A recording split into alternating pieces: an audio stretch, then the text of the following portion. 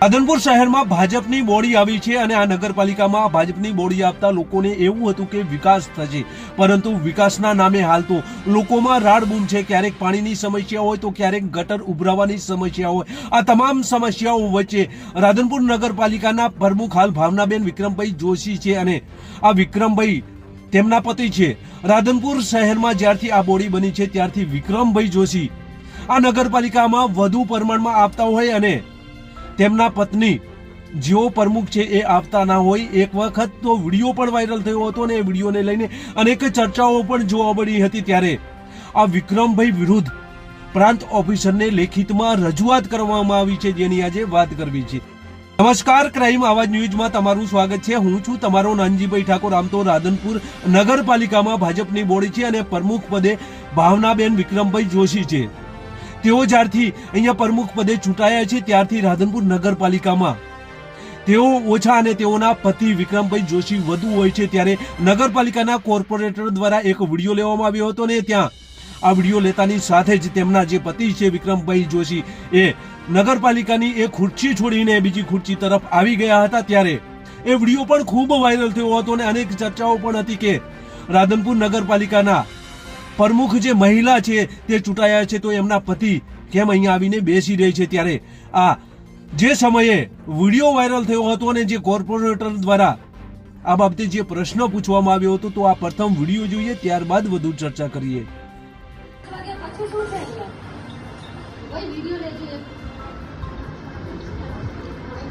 ચાલો છે જો અત્યારે અમે નગરપાલિકા આવ્યા છીએ, પ્રમુખશ્રીના પતિ વિક્રમભાઈ એવું કે છે કે 5 વાગ્યા પછી કે ભાવનાબેન આવશે એવું કે છે. તો 5 વાગ્યા પછી તો નગરપાલિકા બંધ થઈ જાય, તો 5 વાગ્યા પછી અમારે કોને રજૂઆત કરવા જવાનું?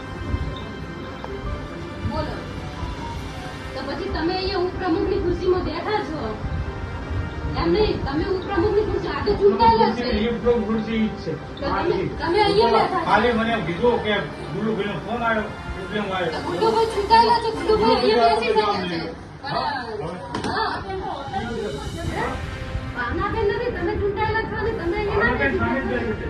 આ તો ભાવનાબેનને બોલાવો ને જવાબ કોની જોડે લેવો? જવાબ કોની જોડે લેવો? ભાવનાબેન ક્યાં છે? બોલાવો.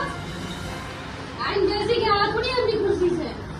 અહીંયા કોઈ અગરજ પસંદ વિડીયોમાં દેખાતા દ્રશ્યમાં જે કોર્પોરેટર મહિલા છે એ મહિલા કોંગ્રેસની છે અને વિક્રમભાઈ જોશી કે જે પ્રમુખના પતિ છે તેમને વિડીયો લે છે અને ત્યારબાદ તે ખુરશી ઉપરથી ઉઠાડે છે. આ દ્રશ્ય હતું રાધનપુર નગરપાલિકાનું અને રાધનપુર નગરપાલિકામાં જ્યારથી ભાજપની બોડી આવી છે વિક્રમભાઈ જોશીના જે પત્ની છે ભાવનાબેન તેમની અહીંયા નિમણૂક કરવામાં આવી છે. ત્યારબાદ આ વિક્રમભાઈ જોશી વધુ પ્રમાણમાં નગરપાલિકામાં જોવા મળતા હોય છે અને ત્યારે આ જે કોર્પોરેટર જે મહિલા છે એ કોંગ્રેસના ચૂંટાયેલા છે અને એ નગરપાલિકામાં જાય છે. ત્યારે નગરપાલિકામાં સીધો સવાલ આ વિક્રમભાઈને કરે છે કે તમારા પત્ની ક્યાં છે, પ્રમુખ ક્યાં છે? ત્યારે આ વિક્રમભાઈ એ ખુરશીમાં ઉપર બેઠેલા હોય છે, પરંતુ ત્યાંથી તેઓ ભાગે છે અને બીજી ખુરશીમાં આવી જાય છે.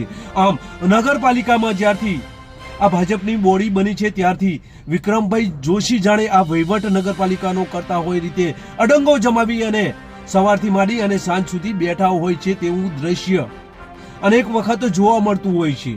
આ ભાવનાબેનની નિમણૂક કરવામાં આવી છે ત્યારથી આ વિક્રમભાઈ જોશી કે તેઓના પતિ છે એ વધુ જે સમયગાળો છે એ નગરપાલિકામાં કાઢતા હોય છે અને નગરપાલિકાના એક કોર્પોરેટર ત્યાં જાય છે અને આ સવાલો કરે છે. ત્યારે વિક્રમભાઈ જોશી એ ખુરશી ઉપરથી ઉઠે છે અને અન્ય બીજી ખુરશી ઉપર બેસી જાય છે. ત્યારે આજે રાધનપુર પ્રાંતને પણ આ બાબતે લેખિતમાં રજૂઆત કરવામાં આવી છે કે વિક્રમભાઈ જોશી આ ભાવનાબેનના પતિ છે, તેઓ ચૂંટાયેલા નથી, એટલે રાધનપુર નગરપાલિકાના જે કામો છે એ પ્રમુખ દ્વારા કરાવવામાં આવે.